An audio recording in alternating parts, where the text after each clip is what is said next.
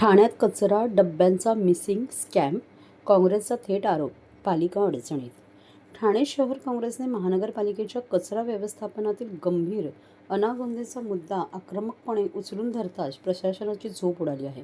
लाखो रुपयांचा खर्च करून बसवण्यात आलेले स्टेनलेस स्टील कचरा डब्बे अल्पावधीतच गायब झाल्याचा धक्कादायक प्रकार समोर आला असून अनेक ठिकाणी फक्त लोखंडी स्टँड उभे असल्याने या प्रकरणात मोठा घोटाळा झाल्याची शक्यता वर्तवली जात आहे. या पार्श्वभूमीवर काँग्रेसचे मुख्य प्रवक्ता राहुल पिंगळे यांनी प्रशासनावर थेट हल्लाबोल चढवला आहे. शहरातील विविध भागात सुस्थितीत असलेले अनेक कचरा डबे अयोग्य पद्धतीने बसवल्यामुळे उखळून रस्त्याच्या कडेला व पदपथांवर दिवसानुदिवस पडून आहे. तरी देखील प्रशासनाकडून याकडे होत असलेले दुर्लक्ष नागरिकांच्या संतापात भर घालत आहे. करदात्यांच्या पैशांचा होत असलेला हा उघड अपव्यय थांबवण्यासाठी तातडीने कठोर पावले उचलावीत अशी मागणी राहुल पिंगळे यांनी केली आहे. याबाबत स्मार्ट सिटी, आमदार निधी, खासदार निधी आदी विविध स्रोतांमधून बसवण्यात आलेल्या सर्व कचरा डब्यांचे फिजिकल ऑडिट करण्याची मागणी करण्यात आली आहे. मागील 5 वर्षातील खर्च, डब्यांची गुणवत्ता तसेच प्रत्यक्षात ते डबे संबंधित ठिकाणी अस्तित्वात आहेत की नाही याचा सविस्तर अहवाल सार्वजनिक करावा, असे स्पष्ट केले आहे. तसेच शहरभर विखुरलेले व पडून असलेले स्टील कचरा डबे तातडीने संकलित करून आवश्यक त्या ठिकाणी पुन्हा बसवावेत. तसेच भविष्यात गरजेनुसारच डबे बसवण्याचे धोरण राबवावे अशी सूचनाही करण्यात आली आहे. संबंधित विभागांवर जबाबदारी निश्चित करून दोषींवर कारवाई करण्याचीही मागणी करण्यात आली आहे. या दरम्यान प्रकरणाकडे गांभीर्याने लक्ष न दिल्यास शहरभर पडून असलेले स्टील कचरा डबे एकत्र करून महानगरपालिका मुख्यालयासमोर टाकत तीव्र आंदोलन छेडण्याचा इशारा काँग्रेसचे मुख्य प्रवक्ता राहुल पिंगळे यांनी दिल्याने प्रशासनात खळबळ उडाली आहे. हे जे कचऱ्याचे डबे आहेत, स्वच्छ भारत अभियान, स्वच्छ सर्वेक्षण, बदलते ठाणे ह्याच्या माध्यमातून मग 2023 असेल, 2024 असेल, यावेळी हे लावले गेलेले आहेत.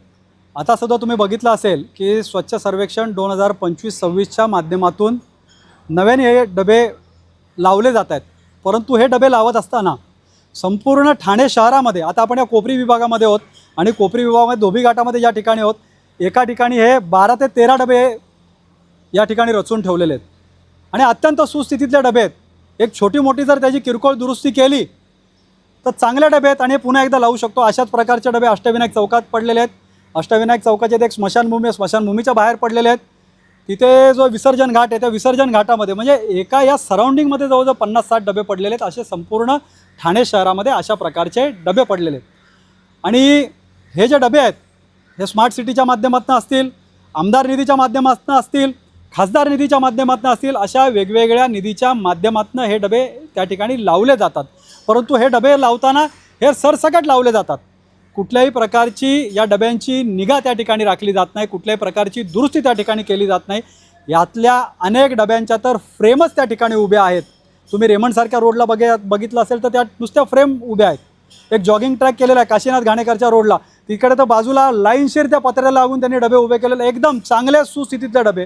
मग प्रश्न आम्हाला आणि ठाणेकरांना असा पडतो की अशा प्रकारे वारंवार नवीन निविदा काढायच्या आणि अशा डब्यांवरती चांगले डबे पडलेले असताना खर्च करायचा, तर कुठेतरी ठाणेकरांच्या करोडरूपी पैशाचा हा अपव्यय आहे.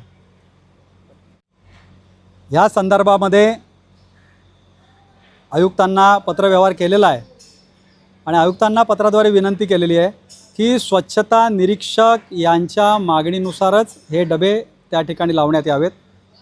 आणि राहिला प्रश्न यांचा एखादा स्क्रू पडला असेल किंवा ह्याच्यामध्ये जे किरकोळ दुरुस्ती असतील तर त्या प्रभाग समितीच्या कार्यकारी अभियंत्यांना तशा प्रकारचे आदेश देण्यात यावे की जेणेकरून हे डबे सुस्थितीत राहील, कचरा वेळीच उचलला जाईल आणि त्या ठिकाणी स्वच्छता राखली जाईल. आणि अशा पद्धतीने संपूर्ण ठाणे शहरामध्ये मागील 5 वर्षामध्ये कुठे कुठे हे डबे लावण्यात आलेले आहेत, त्या डब्यांची सध्या परिस्थिती काय, या डब्यांवरती किती पैसे खर्च केले गेलेले आहेत, यातले किती डबे चोरीला गेलेले आहेत, याचं कुठेतरी ऑडिट, फिजिकल व्हेरिफिकेशन या ठिकाणी केलं गेलं पाहिजे. आणि पुढील काळामध्ये अशा प्रकारे कुठेही सरसकट डबे लावले गेले नाही पाहिजे, अशा प्रकारची विनंती मी त्यांना केलेली आहे. आणि वेळी त्याच्यावरती योग्य ती उपाययोजना नाही केली तर ठाणे शहरामध्ये, संपूर्ण ठाणे शहरामध्ये ज्या ज्या ठिकाणी अशा प्रकारचे डबे पडलेले आहेत ते डबे एकत्रित करून ठाणे महानगरपालिकेच्या मुख्यालयासमोर टाकत ठाणे काँग्रेसच्या माध्यमातून आंदोलन करण्यात येईल. कारण हा ठाणेकर नागरिकांच्या कररूपी पैशाचा अपव्यय त्या ठिकाणी केला जातो.